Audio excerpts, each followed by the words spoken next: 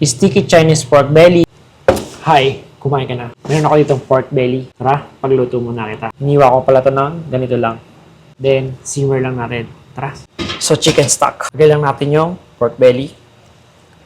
And then, isi-simmer lang natin to for 2 hours. Ginger, garlic, rice wine vinegar, sugar. Bali, brown sugar yung ginamit ko dito. Pwede kayong gumamit ng white. So, ayan. Sisimmer ko lang to for 2 hours. Pero hindi ko na maantay yung 2 hours kasi medyo matagal yon. I-avoid ko lang siya for 45 to 1 hour hanggang sa lumambot yung karne niya. So, tara, bagay ko na lang kayo. So, ayan mga boss. After 45 minutes, check natin. Ito na siya. Mga boss, okay na to. Kuha nga pala ako dito ng konting stock. So, ayan, gagamitin ko mamaya para sa sauce.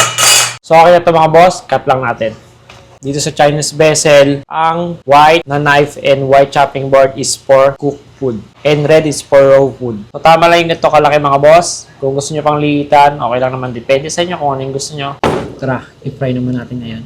Let's go. Oil, pork. Lagyan lang tayo dito ng salt, ground pepper. So, okay na to mga boss. Set aside lang natin. Okay na to. Set aside. Ginger, tanglad, red chili, isang natin.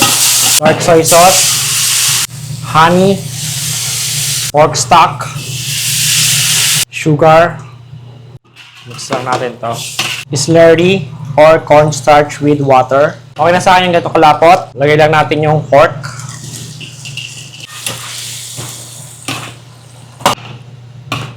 Kung gusto mo nga pala naman ganitong video, paki-like and share. Paki-comment mo na rin pala kung taga saan ka at kung yung barko mo para naman mabati kita. Sticky Chinese pork belly. So yun lang. Bon appetit!